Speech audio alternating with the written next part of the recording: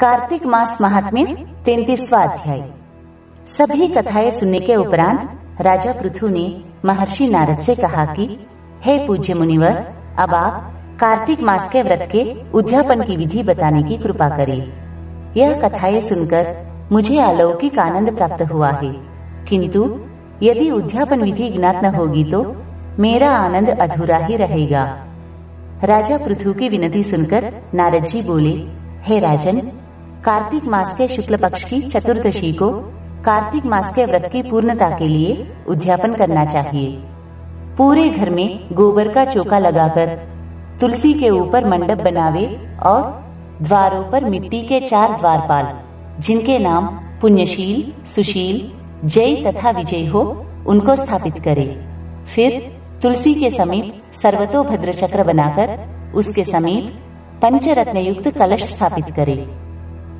श्री लक्ष्मी नारायण जी की सोने की मूर्ति बीच में रखकर फिर नवग्रह, उपग्रह, 10 दिक्पाल तथा 5 लोकपाल आदि स्थापित करे। इसके बाद सबसे पहले स्वस्ति वाचन करके गणेश तथा विष्णु आदि देवताओं का षोडशोपचार पूजन करे। भगवान को पीले रंग की सुंदर पोशाक चढ़ावे तथा शैया दान करे। तत्पश्चात ब्राह्मण भोज दे और गाय की पूजा कर गौदान करे। एक ब्राह्मण को पत्नी सहित भोजन करावे और दोनों को वस्त्र दान करे तथा दंडवत प्रणाम कर उनका आशीर्वाद ग्रहण करे। हे महाराज पृथु, श्रद्धा पूर्वक यह सभी कार्य करने से व्रत का पूर्ण फल प्राप्त होता है और अंत में विष्णु लोक की प्राप्ति होती है। इतना ही नहीं राजन, जो व्यक्ति इस व्रत को कहता, सुनता अथवा देखता है, उसे भी चौथाई फल की प्राप्ति होती है। कार्तिक मास महात्म्य 34वां अध्याय। एक ऋषि बोले, भगवान, कृपा कर यह बताइए कि यदि किसी में इस प्रकार उद्यापन करने की सामर्थ्य न हो तो वह क्या करे। यह सुनकर सूत जी ने कहा, हे मुनि, श्रद्धालुओं की शंका के समाधान के लिए यह बड़ा उत्तम प्रश्न है। सुनिए, यदि विधिवत उद्यापन करने की किसी की सामर्थ्य न हो तो वह कुछ ब्राह्मणों को ही भोजन करा दे। ब्राह्मण न मिले तो गाय, वटवृक्ष अथवा पीपल का पूजन करे, क्योंकि पीपल भगवान विष्णु का और वटवृक्ष शिव जी का रूप है। हे ऋषिवरों, इसी प्रकार पलाश को ब्रह्मा जी का रूप माना गया है। यह भेद सुनकर ऋषियों ने आश्चर्य युक्त होकर पूछा, हे सूत जी, श्री ब्रह्मा, विष्णु और महेश किस कारण से वृक्ष रूप को प्राप्त हुए। सूत जी बोले, एक समय भगवान शिव और पार्वती एकांत में विराजमान थे। उसी समय अग्निदेव के आगमन से उनके एकांतवास में विघ्न उपस्थित हो गया, जिससे पार्वती जी को क्रोध आ गया और उन्होंने देवताओं को श्राप दिया कि तुम वृक्ष रूप हो जाओ। तब श्री विष्णु गया में जाकर पीपल, भगवान शिव काशी में अक्षयवट तथा ब्रह्मा जी पलाश हो गए। बस तभी से पीपल एवं वटवृक्ष का पूजन होता है। ऋषियों ने पूछा, हे सूत जी, रविवार को पीपल का पूजन क्यों नहीं करना चाहिए, कृपा कर यह बताइए।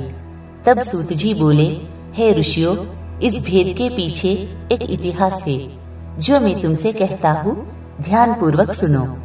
समुद्र मंथन के समय 14 रत्नों में से कौस्तुभ मणि एवं लक्ष्मी को प्राप्त करने के बाद भगवान विष्णु लक्ष्मी जी से विवाह करने को उद्यत हुए। तब लक्ष्मी जी ने भगवान से कहा कि मेरी बड़ी बहन दरिद्रा अविवाहित है, जब तक उसका विवाह नहीं होगा तब तक मेरा विवाह कैसे हो सकता है। यह सुनकर श्री भगवान जी ने लक्ष्मी जी की बहन दरिद्रा को उद्दालक ऋषि को सौंप दिया। यद्यपि दरिद्रा भयंकर रूप से कुरूपा थी, उसका रंग काला था, आंखें लाल थी और बाल बिखरे हुए थे।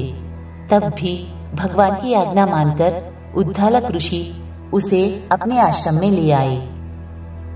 आश्रम में आकर जब दरिद्रा ने वहाँ वेद पाठ एवं हवन आदि होते देखा तो वह ऋषि से बोली, मैं ऐसे स्थान पर नहीं रह सकती, मुझे तो वे स्थान ज्यादा प्रिय है जहाँ चोर, जुआ खेलने और ब्राह्मणों का अपमान करने वाले रहते हो।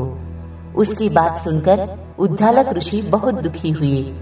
तत्पश्चात मैं तुम्हारे लिए कोई उचित स्थान देखकर आता हूँ, ऐसा कहकर उद्दालक ऋषि वहां से चले गए। ऋषि के चले जाने के उपरांत कुछ देर तक तो दरिद्रानी उनकी प्रतीक्षा की। उसके बाद वह रोने चिल्लाने लगी। उसके रोने चीखने की आवाजें लक्ष्मी जी के कानों में पड़ी तो वे भगवान श्री विष्णु से बोली, प्रभु, ऋषि द्वारा त्याग दिए जाने के कारण मेरी बहन अत्यंत दुखी हो रही है, अतएव आप जाकर पहले उसे शांत कीजिए। तब भगवान विष्णु जी लक्ष्मी जी सहित उद्दालक ऋषि के आश्रम में आए और बोले, तुम पीपल में निवास करो। पीपल हमारा ही अंश है। जो कोई कार्तिक की पूर्णिमा को पीपल का पूजन करेगा वह हमें प्राप्त होगा और उसके यहाँ लक्ष्मी का वास होगा। जो शनिवार को सूत लपेटकर तुम्हारा पूजन करेगा उसके समस्त मनोरथ सिद्ध होंगे, परंतु रविवार को यदि कोई तुम्हारा स्पर्श करेगा तो वह दरिद्री हो जाएगा। ऐसा कहकर भगवान श्री लक्ष्मी जी सहित अंतर्धान हो गए। हे ऋषिवरों, जो इस कथा को पढ़ता अथवा सुनता है उसे बदरिकाश्रम की यात्रा का पुण्यफल प्राप्त होता है।